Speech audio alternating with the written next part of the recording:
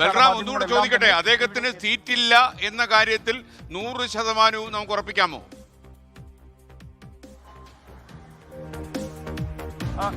നിലവിൽ അദ്ദേഹത്തിന്റെ ഓഫീസിൽ നിന്ന്, അദ്ദേഹത്തിന്റെ അനുയായികളിൽ നിന്നും, ഒപ്പം തന്നെ KPCC അധ്യക്ഷനിൽ നിന്നും ഉൾപ്പെടെ ലഭിച്ച വിവരങ്ങൾ അദ്ദേഹത്തിന് സീറ്റില്ല എന്നുള്ളത് തന്നെയാണ്. നിലവിൽ ഇപ്പോൾ തയ്യാറാക്കിയിരിക്കുന്ന ഈ പട്ടികയിൽ അദ്ദേഹത്തിന്റെ പേര് ഇല്ല. അദ്ദേഹം ആവശ്യപ്പെട്ടിരുന്ന കണ്ണൂർ സീറ്റ് അദ്ദേഹത്തിന് ലഭിച്ചിട്ടില്ല. അത് ഉറപ്പിച്ച ശേഷമാണ് കെ സുധാകരൻ ഡൽഹിയിൽ നിന്നും മടങ്ങാൻ തീരുമാനിച്ചിരിക്കുന്നത്. ആ ഒരു ഘട്ടത്തിൽ തന്നെ മാധ്യമങ്ങളെ കണ്ട് പ്രതികരിച്ച ശേഷം മടങ്ങാം എന്ന ഒരു തീരുമാനവും അദ്ദേഹത്തിന്റെ ഭാഗത്തു നിന്നും ഉണ്ടായിരിക്കുന്നത്. ഈ പട്ടികയിൽ അദ്ദേഹത്തിന്റെ പേര് ഇല്ല എന്നുള്ള ഒരു വിവരം ലഭിച്ചതിന്റെ അടിസ്ഥാനത്തിൽ തന്നെയാണ് അത് അദ്ദേഹം ഉറപ്പിച്ചിരിക്കുന്നു. അതിനുശേഷമാണ് ഇപ്പോൾ ഇവിടെ നിന്നും മടങ്ങാം, ഡൽഹിയിൽ നിന്നും മടങ്ങാം, തെരഞ്ഞെടുപ്പ് ഒരുക്കങ്ങളിലേക്ക് പോകാം എന്ന തീരുമാനത്തിലേക്ക്.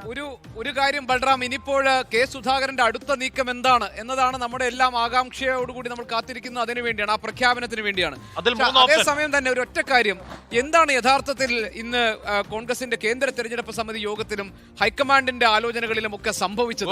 ഗോദാവരി കൂടി പ്രേക്ഷകർക്കൊന്ന് പരിചയപ്പെടുത്തിക്കൂ. അതെ, ഗോദാവരി ഈ ഫ്ളാറ്റ് സമുച്ചയത്തിലാണ്, 301 നമ്പർ ഫ്ളാറ്റ്. ഇത്ര നേരം അങ്ങനെ വൈകാരികമായി ബൽറാം 3 ഓപ്ഷൻ. ഒന്നുകിൽ കെ സുധാകരൻ പറയുകയാണ് എനിക്ക് കടുത്ത വിയോജിപ്പുണ്ട്, എനിക്ക് കടുത്ത അതിർത്തിയുണ്ട്, പക്ഷേ പാർട്ടിയെ കരുതി AK അടക്കം പറഞ്ഞു കരുതി ഞാനൊന്നും ചെയ്യുന്നില്ല.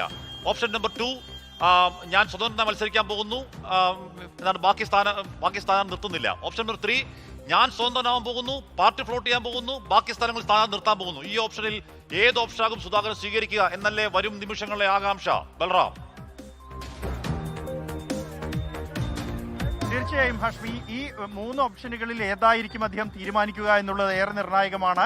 പ്രത്യേകിച്ച് അദ്ദേഹം നിലവിലുള്ളത്, അദ്ദേഹം കടുത്ത രോഷത്തിലാണ്. അതുകൊണ്ട് തന്നെ ഏത് തരത്തിലുള്ള ഒരു പ്രതികരണവും, കടുത്ത പ്രതികരണവും അദ്ദേഹത്തിന്റെ ഭാഗത്തു നിന്നും ഉണ്ടാകും എന്ന് തന്നെയാണ് പ്രതീക്ഷിക്കുന്നത്. അദ്ദേഹം അവസാന ഘട്ടത്തിലും കാത്തിരുന്നിരുന്നു. തന്റെ പേര് വീണ്ടും ഉൾപ്പെടാനുള്ള സാധ്യതയുണ്ട് എന്ന് അദ്ദേഹം കണക്കുകൂട്ടിയിരുന്നു. കഴിഞ്ഞ ദിവസം ചേർന്ന CEC യോഗത്തിൽ അദ്ദേഹത്തിന്റെ പേര് ഒരു അനുനയ നീക്കത്തിന്റെ ഭാഗമായി അദ്ദേഹത്തിന്റെ പേര് ഉൾപ്പെടുത്തിയിരുന്നെങ്കിലും രാത്രി ചേർന്ന പ്രത്യേക CEC യോഗത്തിൽ വെച്ച് അത് വീണ്ടും തഴയപ്പെടുകയായിരുന്നു. പ്രത്യേകിച്ച് ദേശീയ അധ്യക്ഷൻ. ലോകത്തെവിടെയായാലും ഏത് സമയത്തും 24 വാർത്തകളും ഓഗ്മെന്റഡ് റിയാലിറ്റി പാക്കേജുകളും എക്സ്പ്ലെയിനറുകളും വിശദമായി കാണാൻ ഞങ്ങളുടെ YouTube ചാനൽ നിങ്ങൾക്ക് സബ്സ്ക്രൈബ് ചെയ്യാം.